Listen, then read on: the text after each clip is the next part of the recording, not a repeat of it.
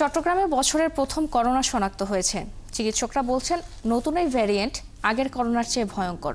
তবে স্বাস্থ্যবিধি মানলে এই ভাইরাস সংক্রমণ রোধ করা যাবে। এরই মধ্যে নগরীতে করোনা প্রতিরোধে সিটি কর্পোরেশন স্বাস্থ্য বিভাগের বিভিন্ন সংস্থার সাথে বৈঠক করে করোনা রোগীদের চিকিৎসা সেবা উন্নত করার উদ্যোগ নেওয়া হয়েছে।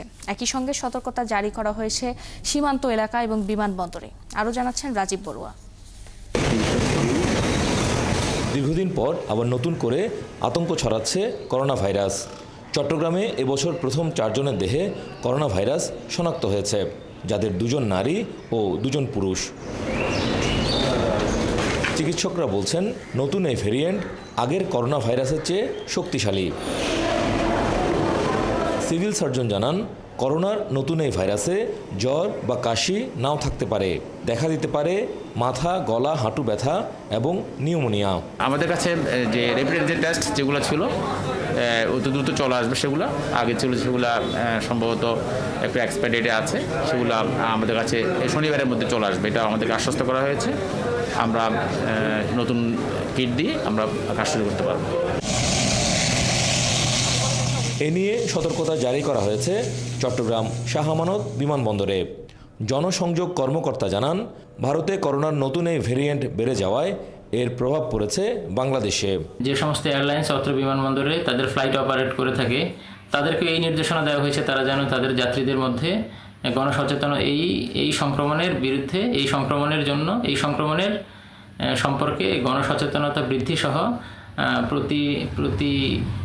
প্রতি যাত্রীকে যেন তারা মাস্ক সরবরাহ করে থাকে, এই ব্যাপারে যেন তারা সচেষ্ট হয়, এই ধরনের নির্দেশনা দেওয়া হয়েছে।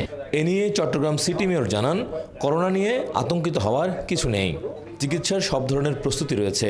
এরই মধ্যে চট্টগ্রাম জেনারেল হাসপাতালকে কোভিড ডেডিকেটেড হাসপাতাল ঘোষণা এবং 24 ঘন্টার সেবা দেওয়ার প্রস্তুতি নেওয়া হয়েছে। এই ব্যাপারে যেহেতু আমরা আগের থেকেই আমরা জানি রোগীকে কিভাবে ট্রিটমেন্ট করতে হবে, কিভাবে ম্যানেজ করতে হবে, সো ইনশাল্লাহ এই ব্যাপারে আমি মনে করছি যে ভয় পাওয়ার কিছু নেই। আমাদের একটু কনফিডেন্ট থাকতে হবে এবং আমাদেরকে ভয়মুক্ত থাকতে হবে। চট্টগ্রাম মেডিকেল এবং চট্টগ্রাম জেনারেল হাসপাতালের কর্মকর্তারা জানান, নগরীর সরকারি 4টি চিকিৎসা সেবা প্রতিষ্ঠানে RT-PCR টেস্টের ব্যবস্থা করা হচ্ছে। পাশাপাশি হাসপাতালগুলোতে পর্যাপ্ত অক্সিজেন সাপ্লাই সহ করোনার চিকিৎসা সেবা নিশ্চিত করা হচ্ছে।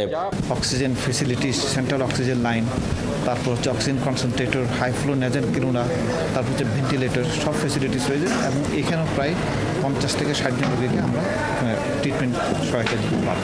মূল প্রয়োজনটা হচ্ছে অক্সিজেন সাপ্লাই।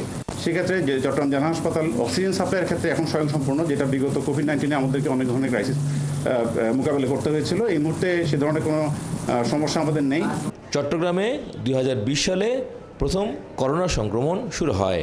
এরপর 2 বছরে 1,29,517 জন রোগী চিকিৎসা নেন, মারা যান 1,370 জন। রাজীব বড়ুয়া, 71, চট্টগ্রাম।